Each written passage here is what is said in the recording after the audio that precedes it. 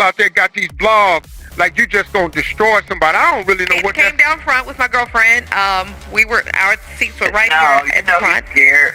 Damn, sure right. God, what you say? You know he's scared. God. People at my church, you can't get another divorce. Oh yeah, I can. Oh yeah. Around there, they got lawyers out here. I can get another. When something like this happens, our motto has always been to never address bloggers.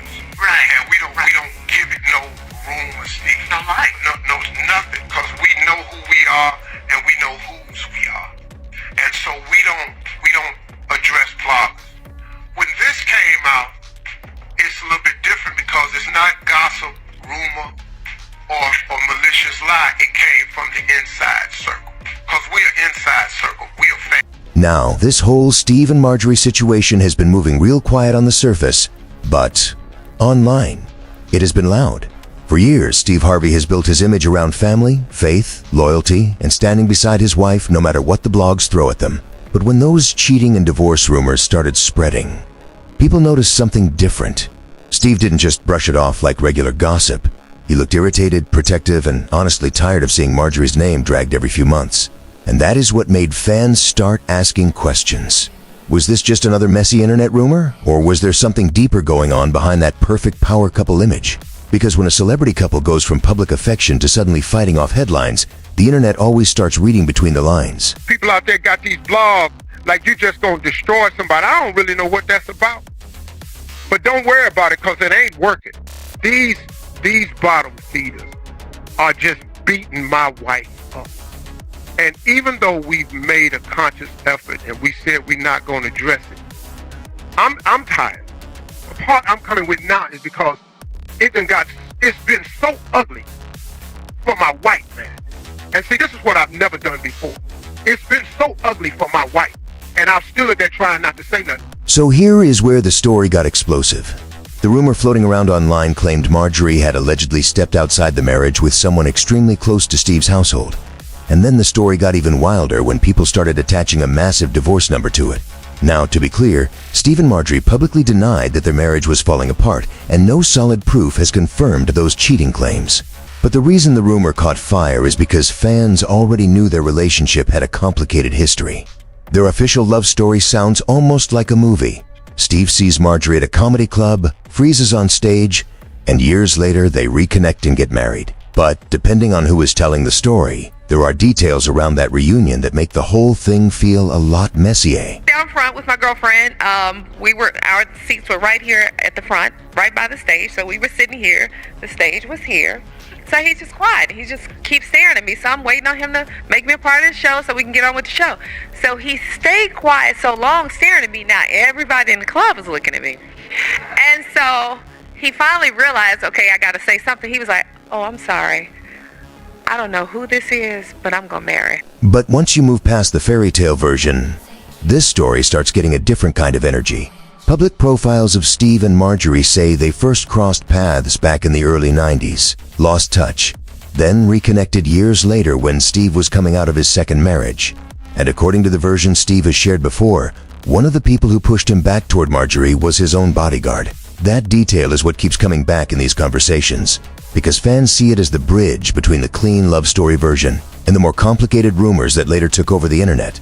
Now, Mary Harvey, Steve's second wife, has told her own version over the years, and her claims have always been messy, emotional, and heavily disputed. Mary has alleged that she was hurt badly in that divorce, and that Steve moved on in a way that left her feeling completely erased.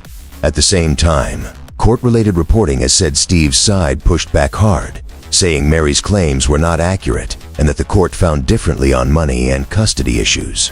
So this is one of those situations where there are two very different versions living side by side.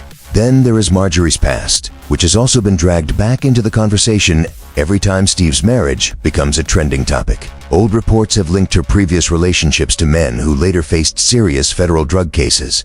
Those reports do not prove that Marjorie herself committed crimes, and it is important not to turn internet speculation into fact. But for gossip channels and fans, those old stories became part of the larger image people built around her, someone they believe is sharp, experienced, and not easily intimidated. And that is why the rumored divorce number hits so hard online. People were not just reacting to a marriage rumor. They were reacting to the idea that Steve, a man known for giving relationship advice and speaking like he has women figured out, could allegedly be trapped in the kind of relationship he never saw coming. Whether the cheating story is true or not, the public conversation turned into something bigger. People started asking who really had the power in that marriage, and whether Steve's loyalty was love, fear, strategy, or all three mixed together. Then I believed it because he never lied to me. He told me that when he got Oceans, Steve called the producers to try to get his role and even wanted to take less money, and the producers told Steve no. That's what Bernie told Ed Lowe. And that Bernie Mac story is exactly why people believe Steve has always been careful about what gets said publicly. The Ocean's 11 accusation has been repeated for years, with people around the comedy world claiming Bernie felt Steve tried to undercut him for that role. Steve has denied ugly narratives about him and Bernie, but the rumor never really disappeared. So when fans bring Big Boom into this, they are not just talking about a bodyguard standing near the door. They are talking about someone who may have seen Steve during private, vulnerable, career-hungry moments, the kind of moments celebrities do not want turning into viral clips. That is why this marriage rumor became bigger than just cheating gossip. If someone close to Steve really knew private details about his career, his marriage, and his old industry conflicts, then blowing up the situation could have created a whole new scandal. So, from the outside, fans started reading Steve's silence as strategy. Maybe he was protecting his wife. Maybe he was protecting the brand. Or maybe, as critics claim, he was protecting secrets that could damage the image he spent decades building. You know he's scared. Damn, sure right. God, what you say? You know he's scared. God, all of that. Yeah, everything. I knew I wasn't supposed to be in there, but he brought us in, so I said okay.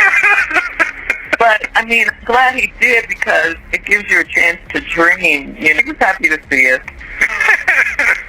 Okay, all right, okay. He always invites us over there. We don't never go. Wow. Yeah. That's good. Because I don't even know if she's there, and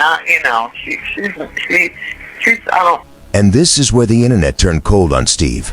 Because normally, if a famous man is rumored to be dealing with betrayal inside his marriage, people might feel bad for him. But with Steve Harvey, the reaction was different.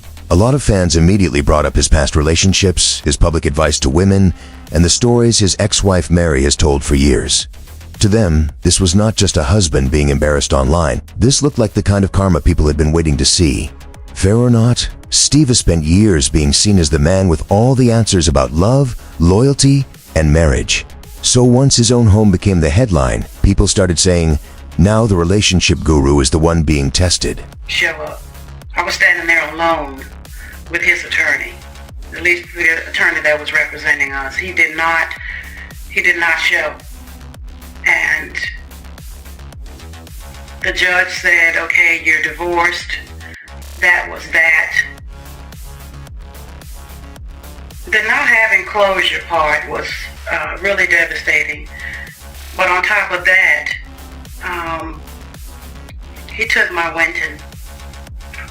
Took my Winton from me. He turned my son against me. Had me evicted from our house. Thrown out. All the businesses, all the money, the cars, at a moment when I was down and down. So, by the time Mary's emotional story gets added back into the mix, the whole situation stops looking like simple celebrity gossip and starts feeling like a full-circle moment. Steve's supporters will say Mary's claims were challenged in court and that the internet only remembers the most dramatic parts. But critics say the pain in her voice is exactly why they cannot feel sorry for Steve now. To them, Marjorie is not just a wife caught in rumors, she represents the consequences Steve never expected to face. And that is why this story keeps pulling people in. It is not only about whether Marjorie ever walks away, whether the divorce rumors are true, or whether Steve is really afraid of losing her.